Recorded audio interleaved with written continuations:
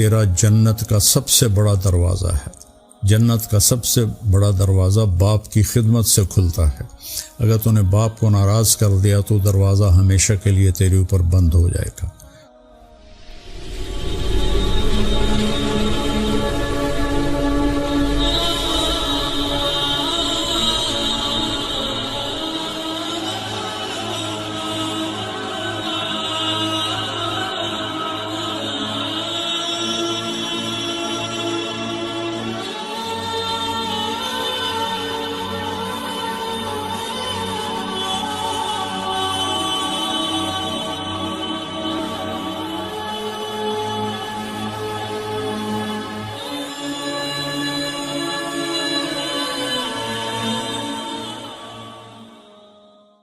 السلام علیکم ورحمۃ اللہ وبرکاتہ۔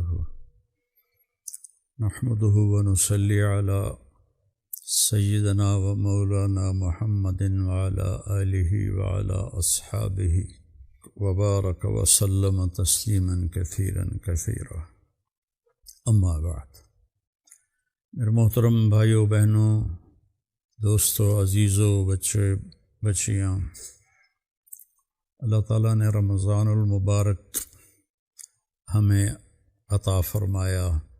اللہ ہم سب کو اس کی تکمیل کی توفیق دے، اس کے روزے تراویح کو پڑھنے کی توفیق دے۔ رمضان میں قرآن کی تلاوت میرے نبی بہت زیادہ کیا کرتے تھے، اور یہ جو قرآن ہے یہ اللہ کا پیغام ہے، اور اس میں اللہ تعالیٰ نے بتایا ہے کہ ہم نے زندگی کیسے گزارنی ہے۔ تو ایک حدیث میں آتا ہے کہ فَإِذَا الْتَبَسَتْ عَلَيْكُمُ الْأُمُورُ كَقِطْعِ اللَّيْلِ الْمُظْلِمِ، جب تم پر اندھیری رات کی طرح فتنے چھا جائیں اور تمہیں کچھ سمجھنا، جیسے اندھیری رات میں پتہ نہیں چلتا کدھر جانا ہے، تو جب ایسے اندھیری رات کی طرح تم پر فتنے چھا جائیں تو فعلیکم بالقرآن، تم اس قرآن کو مضبوطی سے تھام لینا۔ فإنہ ماحل مصدق، یہ وہ ہے جس کے جھگڑے کو اللہ تعالیٰ تسلیم کرے گا۔ وشافع مشفع، یہ وہ قیامت کے دن شفاعت کرنے والا ہے جس کی شفاعت کو اللہ قبول کرے گا۔ من جعلہ امامہ، جو قرآن کو آگے رکھے گا، یعنی اس کی تعلیمات پر عمل کرے گا، اس کے مطابق زندگی گزارے گا، اور لوگوں کو بھی اس کی دعوت دے گا۔ ساقہ الی الجنہ، یہ قرآن انہیں جنت میں داخل کر دے گا۔ ومن جعلہ خلفہ، اور جنہوں نے قرآن کو اپنے پیٹھ کے پیچھے کر دیا، یعنی اس کی تعلیمات کو بھلا دیا اور خرافات میں مبتلا ہو گئے، اور قرآن کی تعلیمات سے بے خبر ہو گئے، ساقہ الی النار، یہ قرآن انہیں جہنم کی میں جا کے پھینکوا دے گا۔ تو یہ اللہ کا کلام ہے، اس کلام کے مطابق زندگی گزارنے کی اللہ آپ کو مجھے توفیق نصیب فرمائے۔ یہ زندگی اللہ نے پسند کی ہے، تو اللہ کی پسند تو کبھی غلط نہیں ہو سکتی۔ میں اپنے لیے کچھ پسند کروں تو ممکن ہے وہ صحیح بھی ہو، غلط بھی ہو، لیکن جو اس کتاب میں اللہ تعالیٰ نے ہمارے لیے پسند کیا اور کچھ چیزوں کو پسند نہیں کیا، ان میں صداقت ہے۔ پہلا لفظ ہے لا ریب فی، کہ یہ کتاب شک و شبہ سے بالا تر ہے، بلند و بالا ہے۔ تو اللہ تعالیٰ ہمیں اس کو پڑھنے اور سننے کی توفیق نصیب فرمائے۔ اور قرآن ماشاءاللہ پوری امت سنتی ہے، اور صدیوں سے امت جمع ہے 20 تراویح پر، حضرت عمر کے زمانے سے لے کر آج تک امت کا بہت بڑا طبقہ 20 تراویح پڑھ رہا ہے۔ جن دوستوں کو کوئی عذر نہ ہو اور کوئی تھکن تھکاوٹ بیماری نہ ہو تو وہ 20 پڑھیں۔ بہت سے لوگ 8 پڑھ کے باہر نکل جاتے ہیں تو وہ اپنا نقصان کرتے ہیں۔ میں یہ نہیں کہہ رہا کہ انہیں گناہ ہوگا، میں یہ کہہ رہا ہوں کہ انہیں نقصان بہت بڑا ہوگا کہ انہوں نے 24 سجدے انہوں نے ضائع کر دیے جو بعد میں انہوں نے 12 رکعات میں پڑھنے تھے، اور وتر کے سجدے بھی باجماعت ضائع کر دیے۔ تو نوجوانوں سے، صحت مند لوگوں سے میری گزارش ہے کہ امت کا عمل 20 پہ رہا ہے، 20 پڑھنے کی ہمت فرمائیں۔ ہر سجدے پر ایک حدیث میں آتا ہے 1500 نیکی لکھی جاتی ہے۔ تو 20 کے 40 سجدے اور 15 چوکی 60,000 نیکیاں ہر بندہ گھر لے جا سکتا ہے۔ کسی کو عذر ہے، معذوری ہے، وہ 8 پڑھ لے، 10 پڑھ لے تو وہ کوئی اس میں گناہ نہیں ہے۔ اللہ تعالیٰ لیکن جتنی مشقت اٹھائیں گے اتنا ہی اللہ ہم پہ راضی ہوگا۔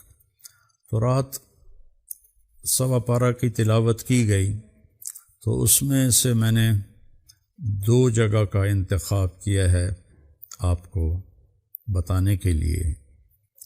ایک تو دنیا سے متعلق ہے، ایک آخرت سے متعلق۔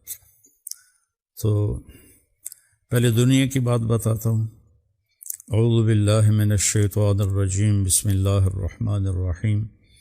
وَإِذْ أَخَذْنَا مِيثَاقَ بَنِي إِسْرَائِيلَ لَا تَعْبُدُونَ إِلَّا اللَّهَ وَبِالْوَالِدَيْنِ إِحْسَانًا وَذِي الْقُرْبَى وَالْيَتَامَى وَالْمَسَاكِينِ وَقُولُوا لِلنَّاسِ حُسْنًا وَأَقِيمُوا الصَّلَاةَ وَآتُوا الزَّكَاةَ۔ تو اللہ تعالیٰ فرما رہے ہیں کہ جب ہم نے بنی اسرائیل سے یہ عہد لیا کہ اللہ کے سوا کسی کی عبادت نہیں ہے، لا جو ہے یہ سب کی نفی کر دیتا ہے، لا الہ الا اللہ۔ جو لا کہا وہ لا ہوا، وہ لا بھی اس میں لا ہوا، کل لا ہوا، جز لا ہوا، پھر کیا ہوا؟ اللہ ہوا۔ تو پورا قرآن بھرا پڑا ہے کہ صرف اللہ کی بندگی، اللہ سے مانگنا۔ ایاک نعبد و ایاک نستعین، سورۃ فاتحہ کی، قرآن کی پہلی سورت اور اللہ کے خزانوں سے خاص اترا ہوا کلام جو کبھی کسی نبی پر نہیں اترا۔ علماء فرماتے ہیں قرآن ساری آسمانی کتابیں اور چھوٹی کتابوں کا خلاصہ ہے، تورات، زبور، انجیل اور باقی جو نبیوں پر چھوٹی چھوٹی کتابیں آئیں، ان سب کا خلاصہ قرآن ہے، اور قرآن پاک کا خلاصہ سورۃ فاتحہ ہے، اور سورہ فاتحہ کا خلاصہ ہے ایاک نعبد و ایاک نستعین۔ یہ نعبدو کا و نستعینوں کا بھی ہو سکتا تھا، تیری بندگی کرتے ہیں تو اس سے مدد مانگتے ہیں، لیکن اللہ تعالیٰ نے کاٹا لگایا، ایاک نعبد، صرف تیری عبادت اور کسی کی نہیں کریں گے، و ایاک نستعین، صرف تجھ سے مانگیں گے اور کسی سے نہیں مانگیں گے، کہ دینے والا، کرنے والا صرف اللہ ہے۔ انسان کتنے ہی عالی مقام پر پہنچ جائے، وہ انسان ہے، اسے موت آتی ہے، وہ دنیا سے چلا جاتا ہے، وہ ولی ہو، وہ امام ہو، وہ پیغمبر ہو، وہ رسول ہو، نبی ہو، اسے دنیا سے جانا ہے۔ تو جو پیدا ہونے میں بھی اللہ کے محتاج اور پھر مر جانے میں بے اختیار، صرف ہمارے نبی کو اللہ نے اختیار دیا تھا کہ عش ما شئت، میرے حبیب آپ جتنا رہنا چاہتے ہیں آپ کو اجازت ہے، لیکن فإنک میت، موت آپ پر بھی آئی۔ تو اللہ موت سے بھی پاک ہے، اللہ کو کسی نے بنایا بھی نہیں ہے، لم یلد ولم یولد ہے، اور اللہ پاک کے پاس ساری کائنات کے خزانے ہیں، اسے کہیں سے لینا نہیں پڑتا دینے کے لیے۔ تو یہ آدم علیہ السلام سے آج تک کی تعلیمات ہیں کہ بندگی صرف اللہ کی، لا تعبدون الا اللہ، نہیں کرنی عبادت سوائے اللہ کے، اور نہیں مانگنا ایاک نستعین سوائے اللہ کے۔ اور اللہ کے نبی کا اپنا عمل ہے کہ آپ اذا فزعہ امر اذا حزبہ امر فزع الی الصلاۃ، جب آپ کو کوئی مشکل پیش آتی تھی تو آپ فوراً نماز پڑھتے تھے۔ تو 2 نفل پڑھو اور ہاتھ اللہ کے سامنے پھیلاؤ، دینے والا بے خبر نہیں، دینے والا بخیل نہیں، دینے والے کے خزانے کم نہیں پڑتے۔ اگلی بات فرمائی وبالوالدین احسانا، اور اپنے والدین کے ساتھ احسان کرو۔ ہر جگہ اللہ تعالیٰ نے احسان کا لفظ فرمایا ہے۔ احسان کا مطلب ہوتا ہے کسی عمل کو اس کے کمال درجے پر جا کے کرنا۔ تو والدین کی خدمت کا حق کوئی مرتے دم تک ادا نہیں کر سکتا۔ ایک شخص خراسان سے چلے، اپنی والدہ کو انہوں نے اپنی کمر پہ بٹھایا اور پیدل چلتے چلتے مہینوں میں وہ مکہ پہنچے، حج کیا، سارا والدہ کو کمر پہ بٹھا کے حج کے مناسک ادا کر کے عبید اللہ رحمۃ اللہ تابعین میں سے ہیں، ان سے پوچھا کہ یہ میں نے اس طرح عبید اللہ بن عمیر کہ میں نے اپنی والدہ کو اس طرح حج کرایا، کیا میں نے والدہ کا حق ادا کر دیا؟ تو انہوں نے فرمایا ولا طلقۃ واحدہ، اللہ اکبر، کہ بیٹا تیری ماں نے تجھے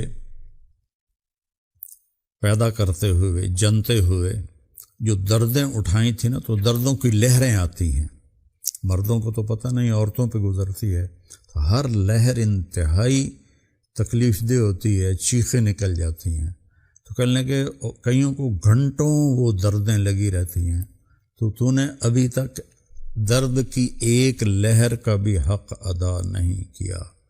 یہی سوال حضرت عبداللہ بن عمر سے کسی نے پوچھا کہ میں نے ماں کو کندھے پہ بٹھا کے پیدل حج کروایا، کیا میں نے ماں کا حق ادا کر دیا؟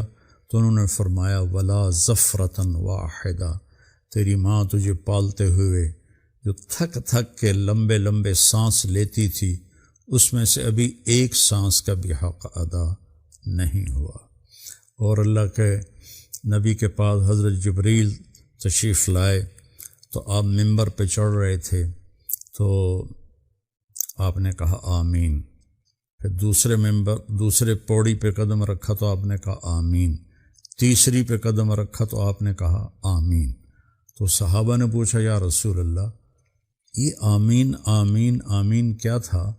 تو فرمایا جبریل میرے پاس تھا، اس نے کہا یا رسول اللہ جو آپ کا نام سنے اور آپ پہ درود نہ پڑے وہ ہلاک ہو گیا۔